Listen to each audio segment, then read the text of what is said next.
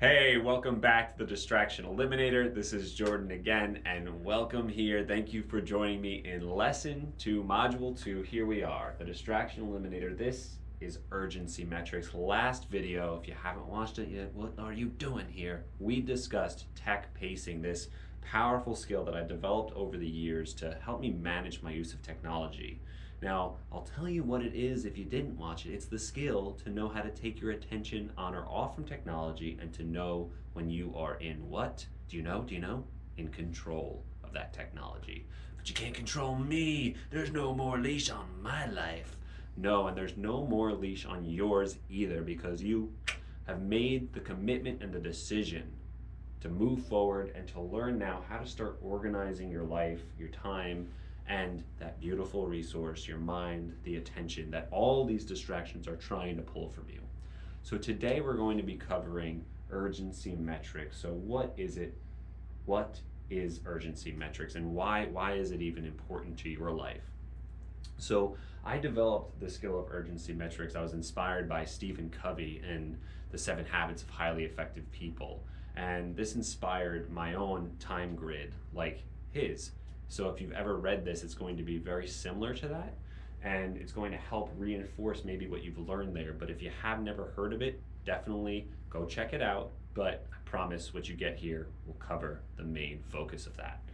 So this skill, the skill of urgency metrics, is the skill to determine what is mystery revealed. What is immediate and essential to your life, in contrast with what might be called unimmediate and unessential tasks and life happenings. So for you in your life, determining what is immediate and essential, especially in the arena of work, especially in the arena of family and relationship life. So I'm always going to speak to you, the entrepreneur, the speaker, the coach, the person who is a creative like me, who loves to sit and play and write and create. And I'm not really one for drawing, obviously. But when it comes to knowing what is immediate and essential, think about it. You know, Stephen King, in his book on writing, if you're a writer and have never checked that one out, go grab it. Go grab it. Gift of gab is giving me a headache here. Sorry, guys. So what Stephen King shows you in On Writing is that he sits down for hours and hours and hours. He knows he's going to get up, he's going to get his coffee ready, he's going to get his favorite shirt on, he's going to sit in his desk in his favorite spot, and everyone knows, leave Stephen alone. You've got to look at your life and start creating those pockets of time, creating those moments where people know he's working, she's busy, can't contact her, or if she's not getting back to me, I gotta know that she'll get back to me later. In your life, it's time to start taking a greater command, a level of control, because being the head star in your own life, being the lead role, means being able to let others know that you need to put up this shield.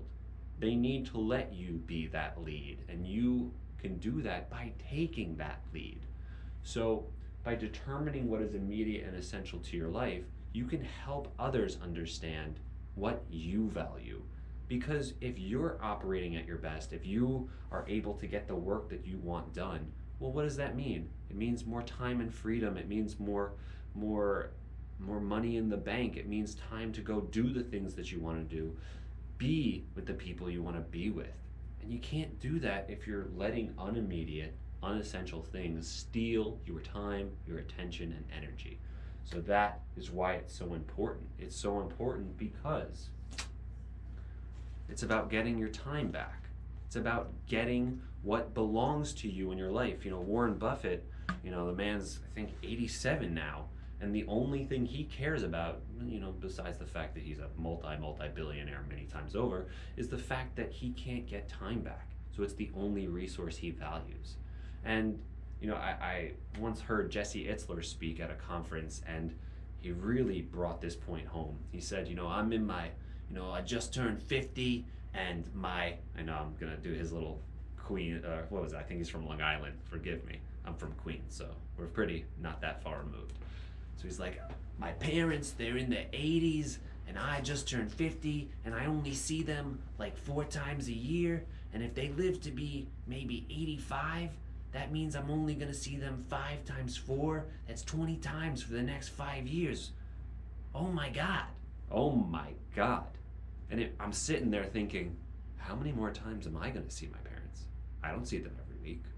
I don't live with them. I don't communicate with them every day.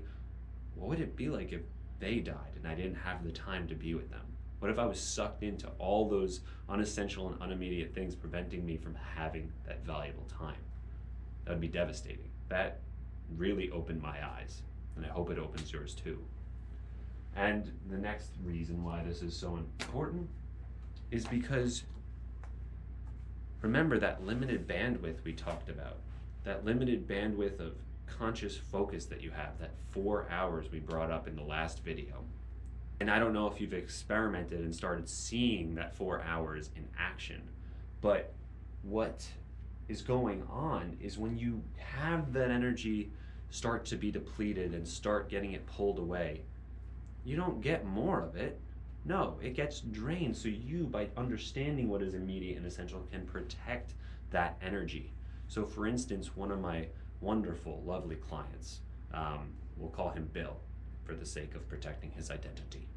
Bill had this nagging urge to help people. He's a man of service. He's a high caliber, super awesome guy. And he runs many businesses. Not only does he run many businesses, but he is the rock and the anchor in so many other people's lives. His mom's life, his brother's life, his best friend's life, his cousin's life, and so on and down the line. People depend on this man. But he's got to decide what's immediate and essential to him. And at the time, before he started working with us, he was not doing that. And he found himself in this position where his energy and his time was being sucked up by people who just did not understand what his boundaries were. And they were draining his energy. In fact, when I saw one day he was hanging out with one of his cousins, and his cousin comes in and says, I want to hang out with you, let's hang out, let's catch up. And he knows exactly what this transaction is going to be. He knows what that's like. But what does he do? Without realizing it, he falls back into that unimmediate, unessential kind of a thing.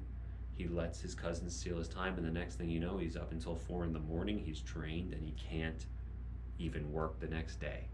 Has to give up everything, has to put everything aside. I want to ask you, as someone who might be entrepreneurial like Bill, as someone who might be a creative, who needs to be doing all this work and making sure deadlines are met, making sure the projects get sent to this person, making sure this gets uploaded to the internet, how are you going to have the energy to do all that if you're being sucked away by all the people and things that just don't understand what you value? It's time to get closer to that. Time to know what you value. Do you know what you value in your life?